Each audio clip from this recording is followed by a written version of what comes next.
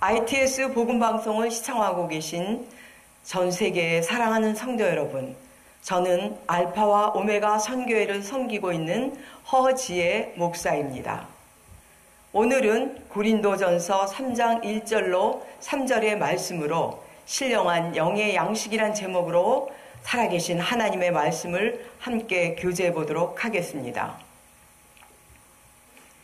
본문에서 사도 바울은 하나님의 영적 시각으로 봤을 때 복음을 받아들인 자 중에는 육에 속한 사람과 영에 속한 사람으로 두 부류로 나누고 있다고 말씀하고 있습니다. 예수를 믿고 구원을 받았지만 믿는 자들 중에는 신령한 영의 양식을 먹고 영의 사람으로 성숙되어 장성한 믿음의 분량까지 차서 그리스도의 신부로 성숙된 사람이 있는가 하면 예수를 믿었지만 젖먹이 신앙으로 교회를 20-30년 다니면서도 종교 생활을 하고 있는 육적인 사람이 있다는 것입니다. 물론 예수를 믿지 않으면 육적인 사람이죠.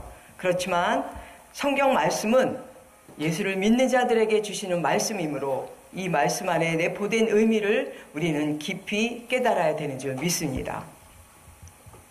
마태복음 7장 21절에서 23절을 보게 되면 하나님 아버지의 뜻대로 사는 자만이 천국에 들어간다고 했습니다. 그러나 교회를 다니며 20-30년 다녔지만 그저 처음 믿었을 때 그 순간만큼은 거룩해졌지만 그 거룩을 유지하지 못하고 젖먹이 신앙으로 수십 년을 다닌다 하더라도 바로 아버지의 뜻대로 살지 못한다면 그는 구원을 받지 못한다는 의미입니다. 본문에서 사도 바울도 육에 속한 사람은 신령한 자로 대할 수 없다고 말씀하고 있죠. 신령한 자는 누구를 말하는 것입니까? 첫 번째 신령한 자는 히브리서 5장 12절로 14절 말씀대로 영적으로 성장해서 선악을 분별하는 자를 말합니다. 히브리서 5장 이 말씀을 한번 깊이 찾아보게 되면 의의 말씀은 경험하지 못하면서 아무리 기도 많이 하고 아무리 찬양 많이 하고 아무리 부르짖으며 하나님을 찾아도 의의 말씀을 모르기 때문에 선악을 분별할 수가 없다는 것이죠.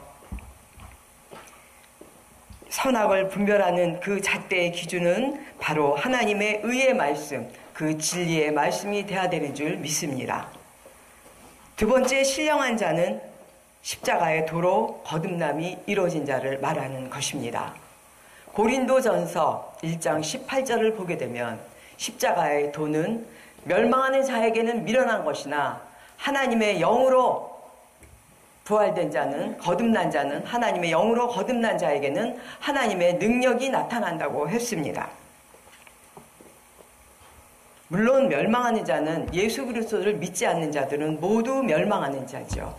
아무리 도덕적이고 윤리적으로 바로 산다 하더라도 그 사람은 멸망에 이르는 자지만 예수를 믿으면서도 기복적인 종교 생활과 은사만을 추구하는 그런 종교 행위를 반복하는 젖먹이 신앙인이라면 바로 그가 멸망하는 자며 십자가의 도가 미련한 것이 아니고 무엇이겠습니까? 십자가의 도는 구약에서는 여호와의 도, 신약에서는 하나님의 도, 그리고 또 사도행전 7장에서는 생명의 도라고 기록되어 있으며 히브리서에서는 그리스도의 도, 베드로후서에서는 의의 도, 그리고 유다서 1장에서는 믿음의 도로 표현되고 있습니다. 우리가 하나님 나라에 들어가려면 요한복음 3장 5절 말씀대로 물과 성령으로 거듭나야 된다고 말씀하고 계시죠. 물 세례는 육을 죽이는 것이고 성령 세례는 영으로 다시 거듭나는 것이죠. 우리가 어린아이로 응애하고 엄마 뱃속에서 태어나게 되면 처음에는 엄마의 젖을 먹다가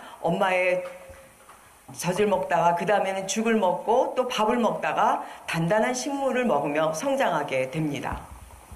그렇듯이 우리가 육이 죽고 영의 사람이 되어서 영으로 다시 태어났다면 신령한 영의 양식을 먹고 신령한 젖을 먹고 죽을 먹고 그리고 신령한 밥을 먹고 그 다음에는 단단한 식물을 먹으면서 영의 사람으로 성숙되어야 되는 줄 믿습니다. 신령한 영의 양식을 먹지 않으면서 믿은 그 신앙의 척도는 젖먹이 신앙인 자가 예수 이름으로 귀신 쫓고 예수 이름으로 아무리 많은 병을 고친다 한들 예수 그리스도께서는 나는 너를 도무지 알지 못한다. 이 불법을 행하는 자들이라고 하지 않습니까? 하나님의 뜻대로 아버지의 말씀의 뜻대로 그 믿음의 척도가 이제 장성한 분량만큼 자라야만 그리스도의 신부가 되고 그리스도와 연합하며 그리스도와 동행하게 되는 줄 믿습니다. 그렇다면 창세기부터 계시록까지 말씀 중에 어디에 신령한 영의 양식이 있을까요? 물론 다 이 말씀에는 다 신령한 영의 양식이 기록되어 있지만 우리는 요즘 간혹가다 구약의 말씀을 무시하는 경우가 많이 있습니다. 하지만 구약의 창세기부터 이 말라기까지의 말씀은 바로 모세의 율법과 선지자의 말씀이 기록되어 있는 것이죠. 그 말씀이 바로 하나님께서 주신 신령한 영의 양식의 기초인 것이죠. 율법과 선지자들의 그 말씀을 예수께서는 바로 비유로 제자들에게 설명하시고 제자들에게 재해석해서 설명하셨습니다. 그리고 예수님께서 승천하시고 보혜사 성령님, 즉 그리스도의 영께서 우리 안에 들어왔을 때 성령께서는 제자들을 통하여서 사도 바울을 통해서는 바울 13권을 그리고 사도 베드로나 사도 요한이나 많은 사도들에게 성령의 그 말씀을 이제 기록하게 하셔서 많은 사도들의 말씀이 있는데 그 말씀은 바로 예수께서 하신 말씀의 참고서적인 역할을 하고 있다는 것이죠. 그러므로 모세 오경의 말씀과 선지자들의 말씀이 바로 신령한 영의 양식의 기초가 된다는 것입니다. 우리가 구약부터 알지 못한다면 예수께서 하신 말씀의 비유도 제대로 깨닫지 못할 것이며 바로 이제 사랑의 법인 이 하나님의 법도 완성할 수가 없다는 것입니다. 물론 예수님께서 율법을 완성시키셨지만 그 율법이 무엇인가도 모르면서 구약을 모르는 채 그저 신약에 기록된 말만 알게 된다면 바로 영적인 영양실조가 걸린 자가 아니면 무엇이겠습니까? 그렇듯이 창세기부터 계시록까지 말씀 그리고 계시록은 창세기부터 유다서까지의 말씀의 그 완결편으로 이제 사도 요한을 통하여서 기록하게 하시지 않았습니까? 이렇듯이 창세기부터 계시록까지 성경 66권이 1189장이 되고 31,171절이 되면서 하나의 두루마리로 하나님께서는 기록하게 하셨다는 것입니다. 그러므로 이 말씀 안에 있는 이 절과 이 장과 절을 하나씩 아는 것도 중요하지만 창세기 1장부터 제대로 젖 먹고 죽 먹고 밥을 먹으며 단단한 식물에 이르기까지 말씀을 이제 통달하게 됐을 때 바로 그 믿음의 장성한 분량까지 자란다고 주님께서 말씀하고 계십니다. 이제 마태복음 24장을 보게 되면 아이 벤자와 젖 먹이는 자에게 화가 있다고 하셨죠. 그렇다면 아이 벤자는 누구이고 젖 먹이는 자는 누구입니까? 많은 사람들을 전도해 옵니다. 이 사람 저 사람 다니며 전도를 해다 놓고 그 다음에는 이제 영의 양식으로 성숙되는 것이 아니라 계속 젖먹이 신앙으로만 가게 한다면 그 지도자가 바로 아이벤자요. 그 지도자가 바로 젖먹이는 자가 아니면 누구겠습니까? 지금 이 시대에도 교회는 풍성하게 번창하고 있지만 이제 젖먹이는 자로서 성도들을 그저 젖먹이로만 키우는 자에게는 화가 있다고 주님께서 말씀하셨죠. 마태복음 23장을 보게 되면 화가 7번이 나오는데 두 번째 화에서는 이제 교인 이 시대의 영적 지도자들이요. 이제 그 시대 예수님 시대 때는 사두개인과 바리새인들이었죠. 그들에게 지금 이 시대는 영적 지도자가 아니겠습니까? 그들에게 이 시대의 영적 지도자들이요. 교인 하나를 얻기 위하여 바다와 육지를 두루다니면서 그 성도가 교인이 생기면 제대로 양육하지 않고 젖먹이 신앙으로 남게 하여서 너희보다 배나 더 지옥 자식이 되게 하는도다라고 예수님께서 분명히 말씀하고 계신데도 젖먹이 신앙으로 떠돌아 다니면서 이제 본인도 천국 가지 못하고 자기가 전도한 사람조차도 천국을 못 가게 하는 자가 너무나 수두룩하게 많다는 것입니다. 고린도 후서 11장을 보게 되면 하나님께서는 우리에게 화목케 하는 직책을 주셨다고 하셨죠. 화목이 무엇입니까? 하나님과 화목하게 된다는 것은 하나님은 영이시고 하나님은 말씀이시기 때문에 내가 먼저 영의 사람이 되고 내가 먼저 말씀의 사람이 되어서 내가 회복이 되고 말씀으로 완성이 되었을 때 하나님께서 맡긴 자를 붙여주신다는 것이죠. 그들도 함께 이제 회복시키고 영적으로 성숙되게끔 같이 이끌어주고 함께 하나님과 연합하게 하는 것이 하나님과 화목케 하는 것입니다.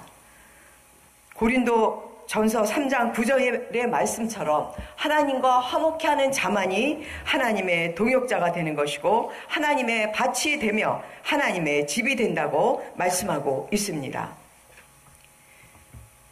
그리고 베드로 전서 2장 전체를 보게 되면 신령한 젖을 사모하라고 말씀하고 계십니다. 신령한 젖을 사모하는 자에게는 그로 말미암아 구원에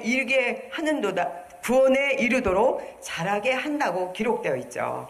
그러므로 아무리 기도원 가서 기도도 많이 하고 아무리 찬양을 하며 울며 불며 하나님께 매달렸지만 말씀이 없는 자는 10년 전이나 20년 전이나 그 기도의 내용이 똑같다는 것입니다.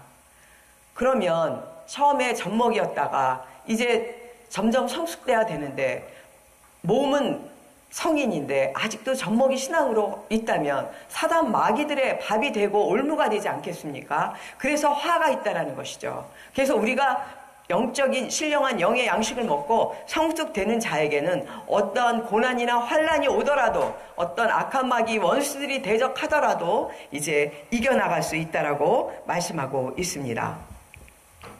우리가 십자가의 도를 깨달아 진리의 말씀으로 예수님께서 완성시키신 이 말씀대로 우리도 이제 이 말씀으로 통달이 되어서 완성이 된다면 하나님께서 분명 맡긴 자를 우리에게 맡기시고 이제 사랑으로 서로의 이 사랑의 완성을 이제 하게 된다고 말씀하고 계시죠.